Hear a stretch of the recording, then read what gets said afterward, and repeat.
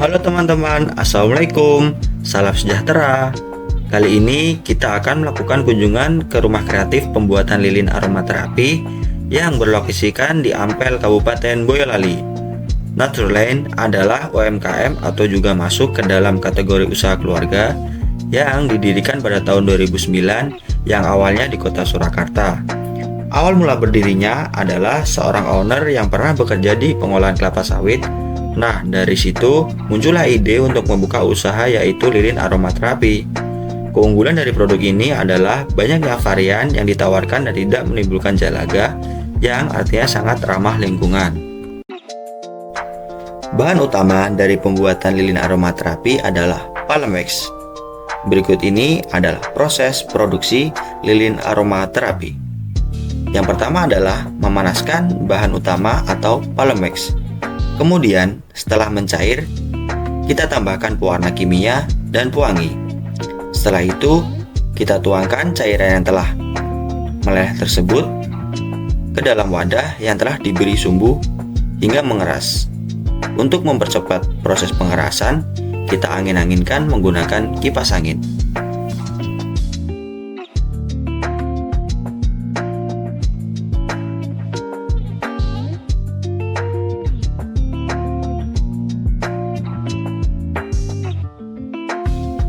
Setelah lilin mengeras, selanjutnya kita lakukan proses finishing, yaitu membersihkan sisa-sisa lilin yang menempel pada gelas yang kurang enak dipandang agar lilin terlihat rapi.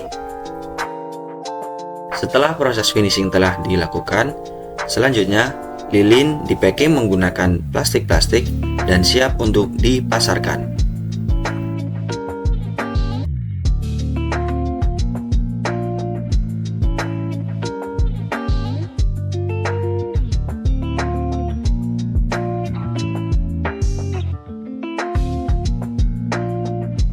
Halo teman-teman, perkenalkan nama saya Tirta Adi Pratama dan teman saya Salman Nurzaman. dan ini adalah owner dari Natural Candle. Line Candle. Boleh diperkenalkan Mbak namanya? Nama saya Adinda Azizah.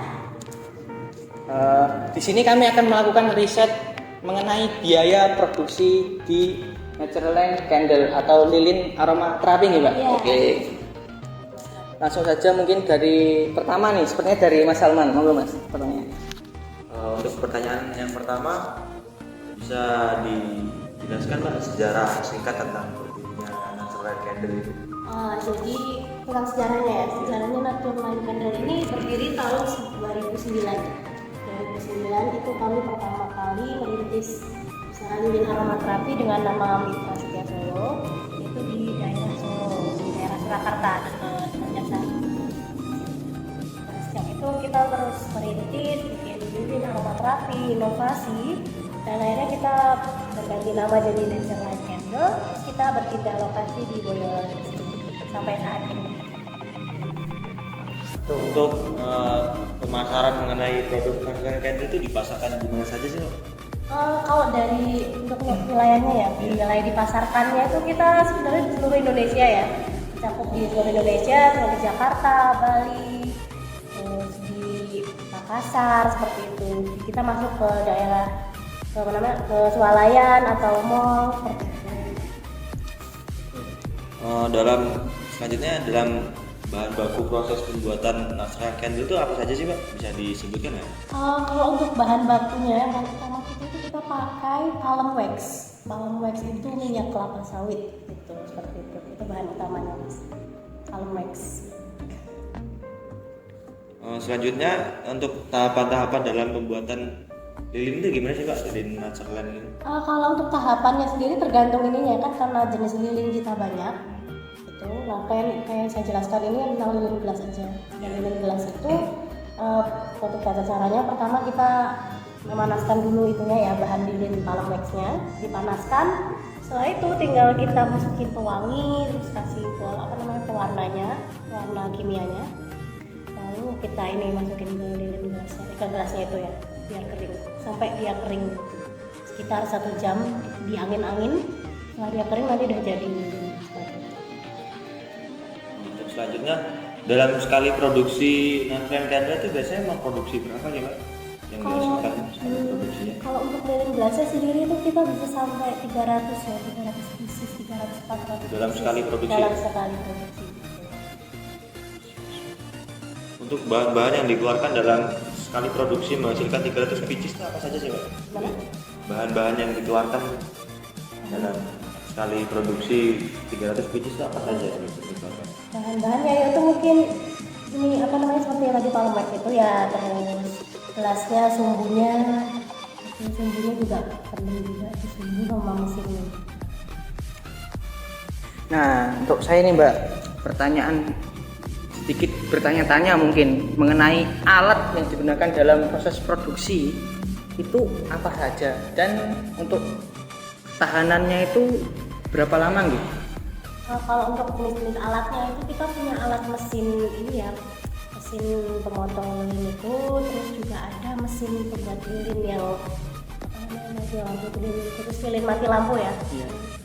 Terus ada mesin sumbu juga ada, mesin sumbu yang biasanya dia mental sumbu. Nah, untuk ketahanannya itu dia rata-rata sampai 10 tahunan. Ya ini maaf ya Mbak, ke ranah gaji. Kira-kira nih berapa biaya yang dikeluarkan untuk menggaji karyawan setiap job desk-nya itu? Kalau kira saya sih totalannya itu sekitar 13 jutaan. Totalan semuanya untuk gaji karyawan.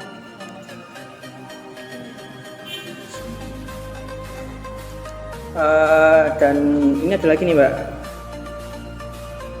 Nah, untuk biaya yang dikeluarkan untuk misalnya untuk listrik, lampu atau operasional lainnya itu bagaimana Mbak? Kalau totalannya maksudnya? Iya. Kalau totalannya itu kita untuk biaya operasional sendiri itu biasanya totalnya 10 jutaan. 10 juta. Iya, 10 juta itu. Biaya listrik, biaya mesin. Dan itu udah rata-rata per bulan gitu? Iya. Iya. Nah, ini untuk harga jual lilin tersendiri sebelum dan sesudah laba itu gimana? Berapa? Kalau untuk gelas itu sebelum laba itu kan saya di bawah ya. Iya. Jadi 500, tapi setelah kena laba jadi 115. Jadi begitu ya Mbak. Mungkin itu saja dari kami ya. Singkat, padat, dan cukup jelas dari Mbak Dinda. Terima kasih ya Mbak. Dari kami berdua. Mungkin itu saja teman-teman dari kami akhiri. Selamat tinggal.